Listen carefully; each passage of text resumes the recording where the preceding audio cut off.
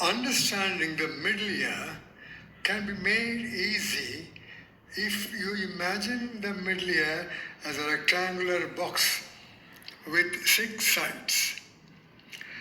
This is a model of the left middle ear as a box. The sides, called the walls, are lateral, posterior, medial, anterior, roof, and the floor. Now, in order to see the structures inside the middle ear, we need to open the walls.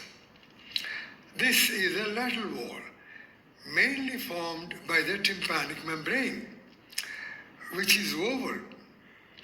This is rigid pars tensa.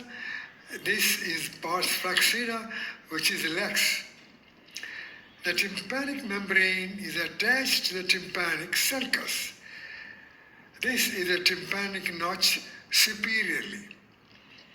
From the ends of the tympanic notch, the anterior and posterior malleolar folds can be seen converging towards each other. Now we go into the interior of the middle ear by opening the lateral wall. This is the lateral, posterior, medial, anterior walls, the roof and the floor.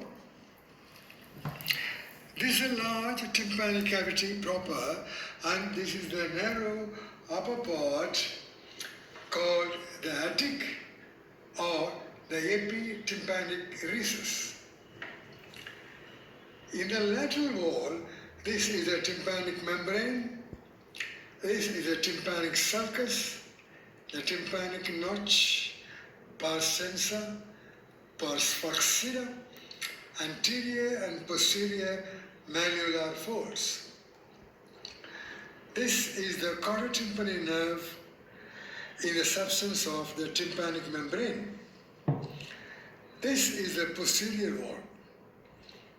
In the epitympanic recess, this is a large opening called the ditus to the mastoid antrum. Below is a small fossa inguinis. In the tympanic cavity proper, this is a pyramidal eminence. It contains the serpedius muscle. This is the tendon of the serpedius muscle coming out through the apex of the pyramidal eminence. Behind the pyramidal eminence, this is a longitudinal prominence due to the facial canal containing the facial nerve, which leaves the middle ear through the saromasal foramen. This is the saromasal foramen. This is the muscular branch of the facial nerve to the serpedius muscle. This is the chorotympany nerve from facial nerve entering the tympanic cavity through the posterior canaliculus situated in the lateral wall.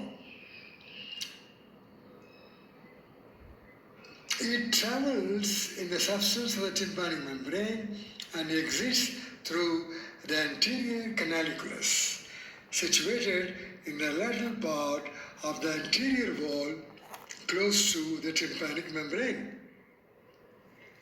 The medial wall. In the tympanic cavity proper, this is a large swelling called the promontory, lodging the tympanic plexus of nerves.